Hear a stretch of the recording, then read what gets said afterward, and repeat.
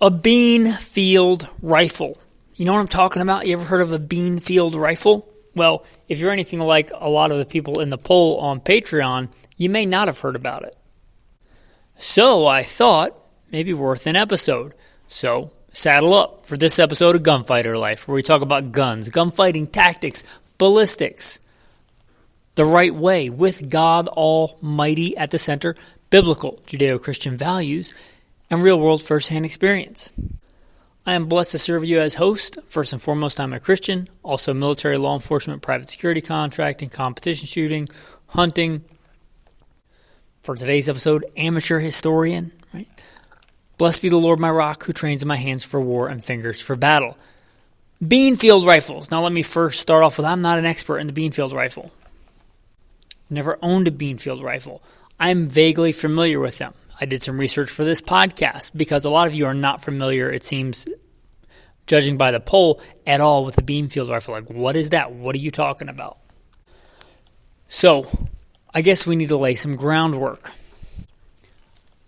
I don't consider myself an old man, right?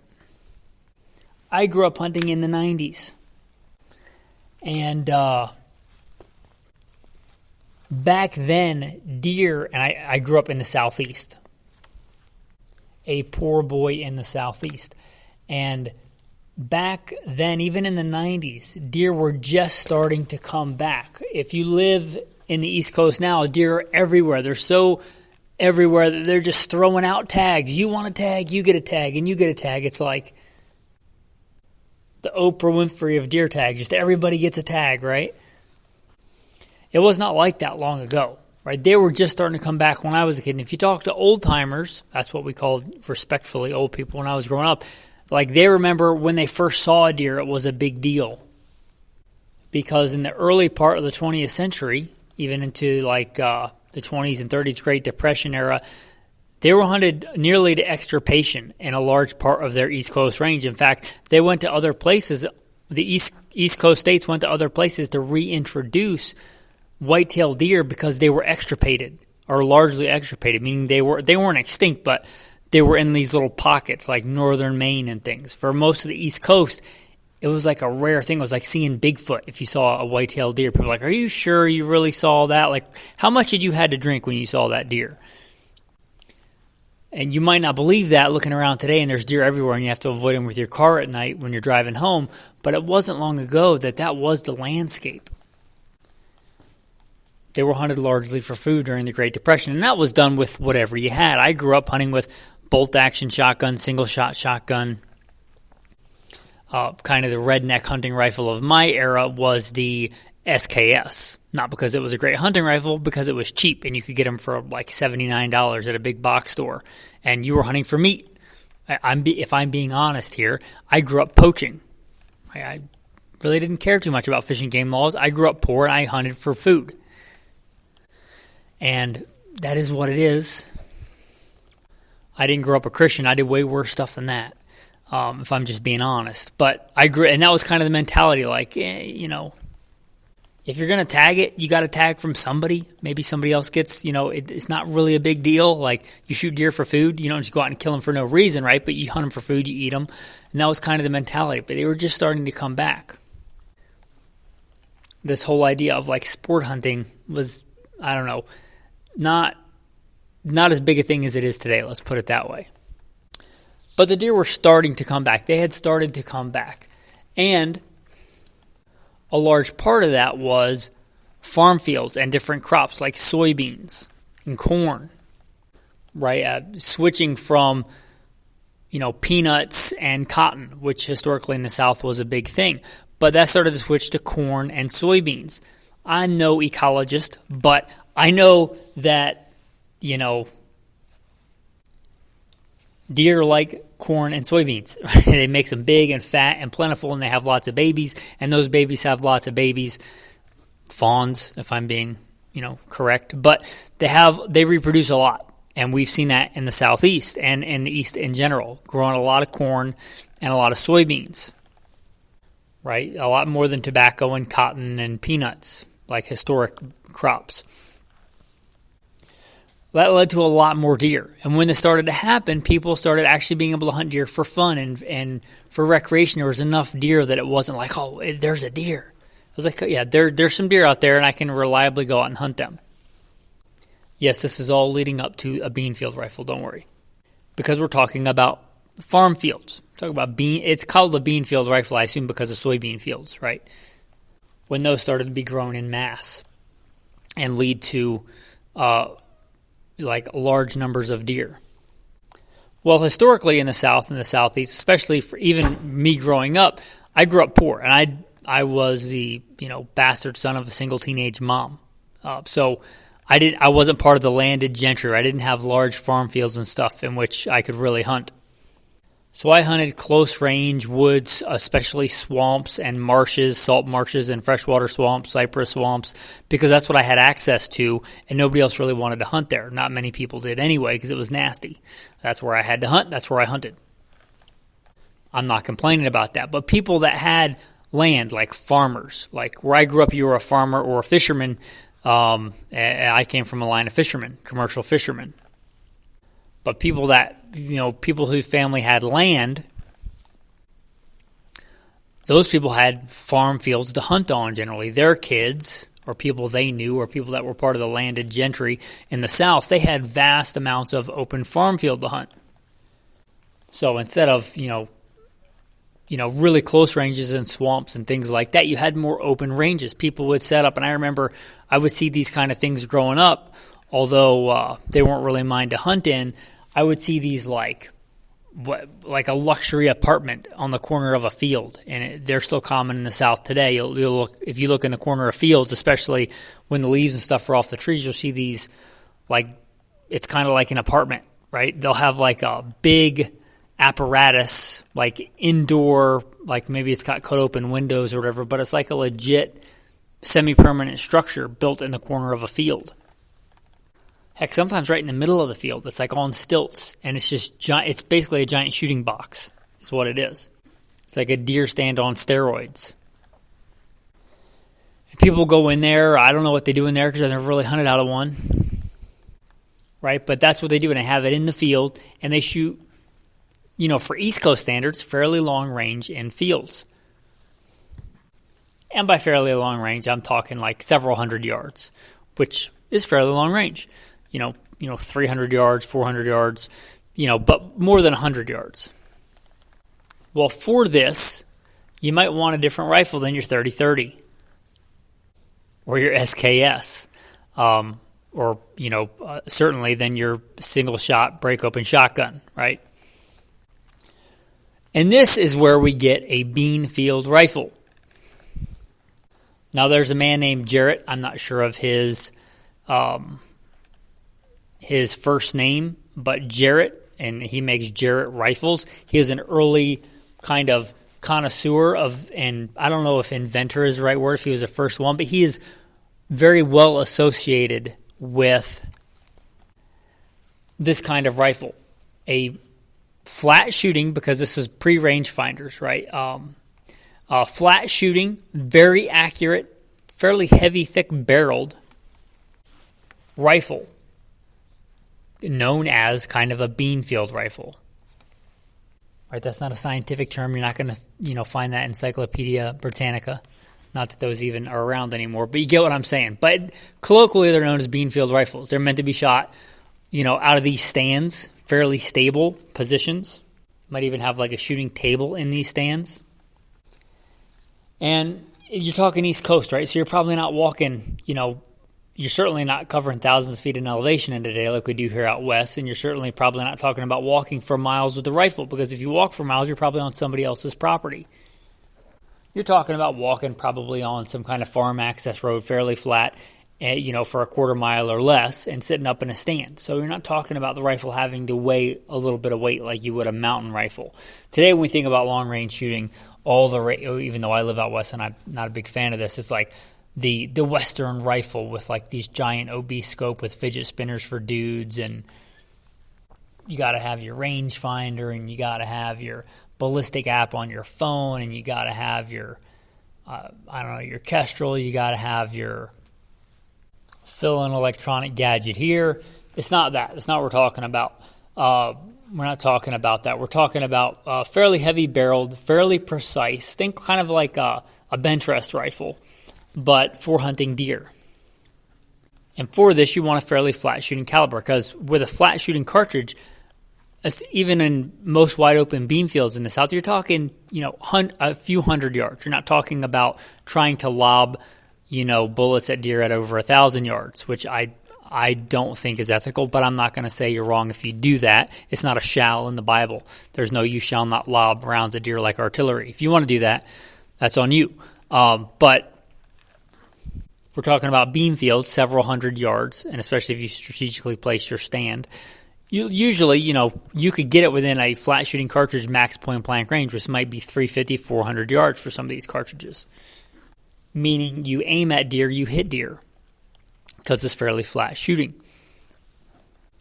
And unlike Western rifles, these rifles don't have to be light because you're not carrying them very far over technical terrain, right?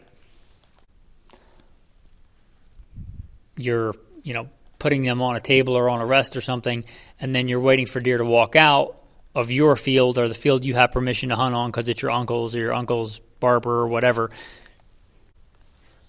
with your cup of coffee or whatever. You're just sitting there waiting for the sun to set and the deer to come out in the field because they're crepuscular, right? They like dawn and dusk. And you're shooting a deer. So that's the way this is done. Leads to the Beanfield rifle. These are, I guess I should quantify what a flat shooting cartridge is. It would be something like a 243 Winchester.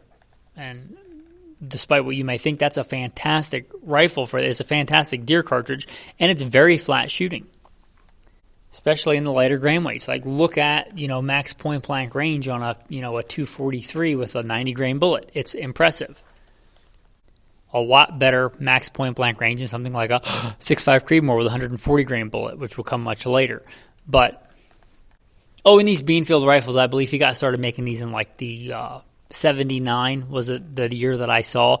But they would have been popular much after that as well. That was like the beginning of when Jarrett started this trend. But 243, 280 Ackley improved, which is the cartridge that I like. 7mm STW I saw pop up, which is a really cool cartridge. That was the 8mm Remington Magnum. That was kind of a flop, but it's a full-length Magnum, neck down to 7mm, 7mm STW. It's going to have a bit of recoil, but again, we're not talking about a mountain rifle. We're not talking about a 6-pound rifle, probably. We're talking about a very heavy-barreled, fairly heavy rifle. Cartridges like that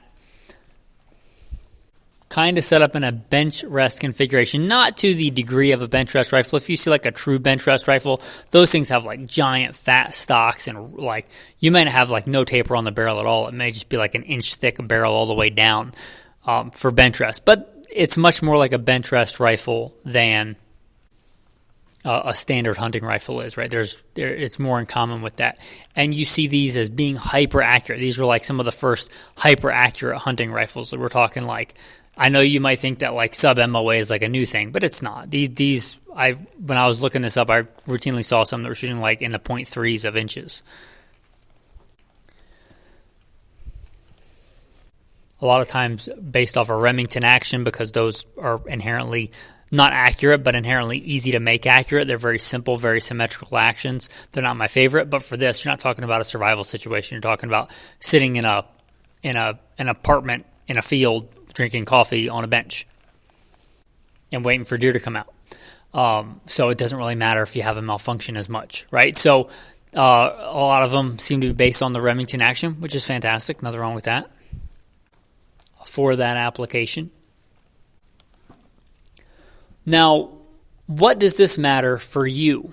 Well, many of you live on the East Coast, sadly. The vast majority of Americans live east of the Mississippi River, right, in Mordor. I know that I live out west, and I live out west on purpose, and I love hunting out west, and I'm so looking forward to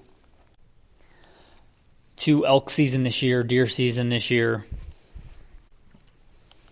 I'm very, very much looking forward to that. That's how I hunt. I love to spot and stalk and still hunt. But that's not most of you. Most of you live on the East Coast. the Western rifle craze and all this like backcountry hunting is like being pushed and marketed to you so hard on the East Coast, but it doesn't really apply to you.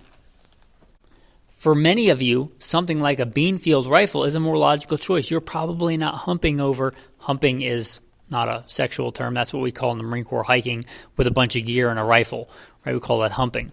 In the Army, we called it rucking. I served in both. That's I could call it both.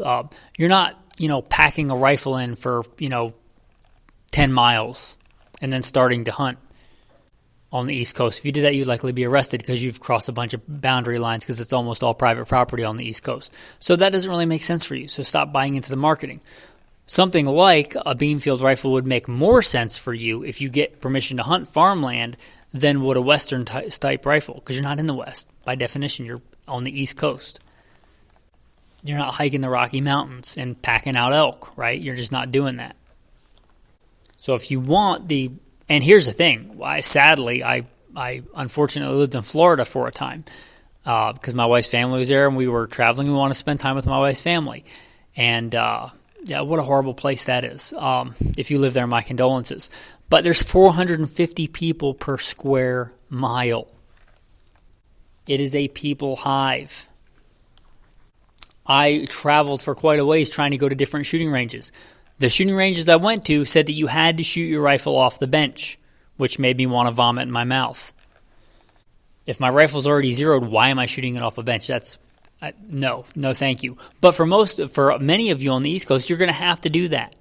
Like when I was in Central Florida, even traveling for like hours, the ranges, even if it was an outdoor range, you had to shoot your rifle off the bench, which whatever. But if that's how you have to practice, maybe that's how you have to hunt too, because you can't practice any other way.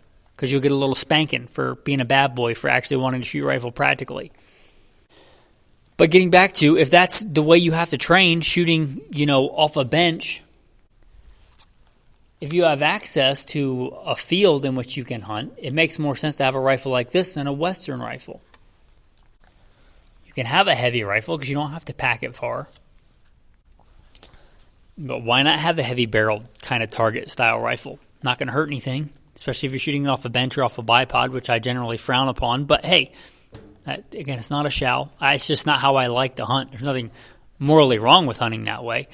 So if that's something, you live on the East Coast and you have access to a farm field, you have, a buddy who doesn't hunt but owns a bunch of land and let you hunt in his fields, a corner of his fields.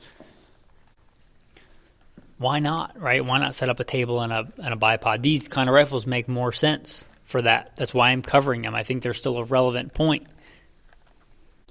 So, if you want a Jarrett rifle, he still makes rifles. I looked on the website. They're still listed. They're about $10,000 for an already made rifle, and you can get a custom made rifle. So if you've got around $10,000 or more for a rifle, and you want a Beanfield rifle or a Jarrett rifle, you can get like an authentic one still. If you want one a little bit cheaper and you want kind of the same thing, you could look for a varmint-style rifle in an appropriate caliber. I'm not telling you to go hunt deer with a .223. It certainly can be done. I've certainly guided for people that have done it. It can be done. Not my recommendation. You can find varmint rifles in .223, like a heavy-barreled varmint rifle, like a heavy-barreled varmint version of a Savage is not overly expensive. And in a .243, that would be a fantastic shooting off a bench rifle. It would be a fantastic, kind of economic, Beanfield rifle. .308, not the flattest shooting cartridge, but if you went with lighter monumental bullets, it could be a screamer. And plenty of those are made in, heavy-barreled varmint or sometimes even marketed as tactical heavy-barreled .308s that are not overly expensive.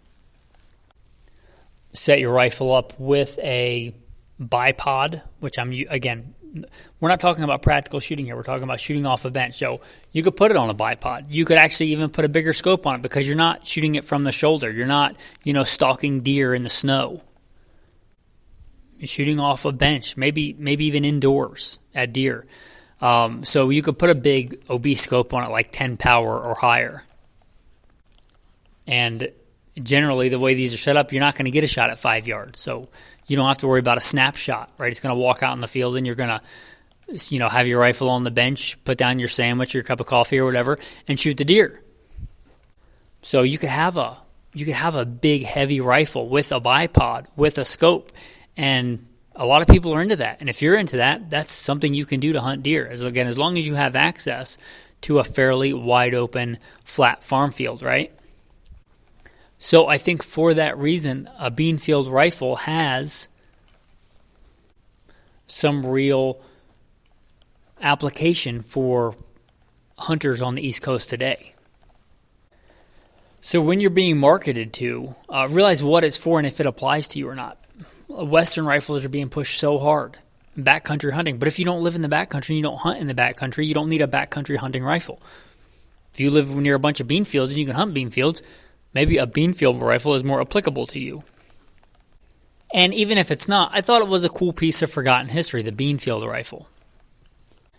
Again, I'm no expert in this field, so do your own research on a Beanfield rifle. Maybe something you want to get into. Tactical tip of the day. This is going to apply for this marketing thing that I was talking about. I recently looked up some stats and heard a stat, and to be fair, I heard it on Ron Spomer Outdoors. He's somebody that I'm a patron of. He's talking about something like 5%, and I looked it up, and the stat that I saw was like 6% of hunters and or shooters reload, but that's not a lot, right? It's not a lot at all.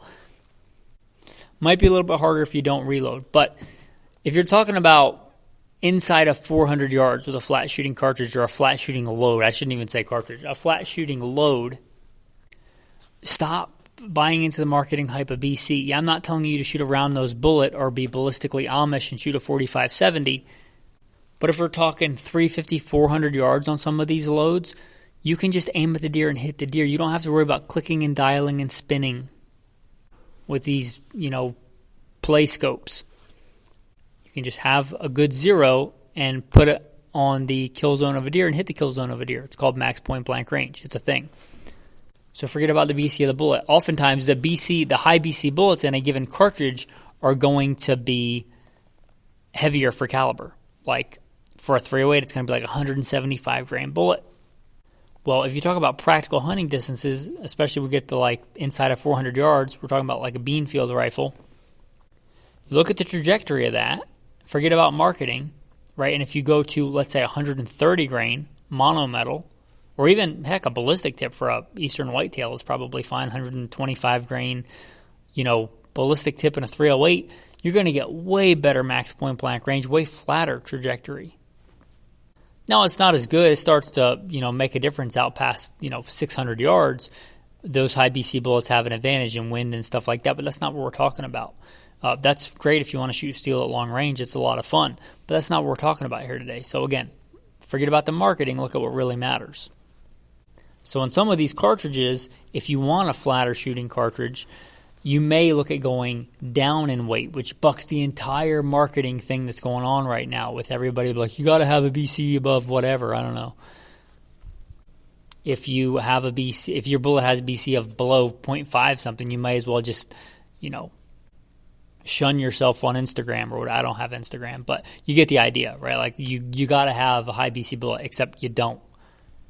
As long as it's pointed, it spits your bullet, right, and you're shoving it at pretty high velocities, you're probably going to be fine. So forget about that marketing hype. That's your tactical tip of the day. Your tactical verse of the day. I've got two, and I can't decide between them, so you're going to get a bonus. You're going to get two tactical verses of the day.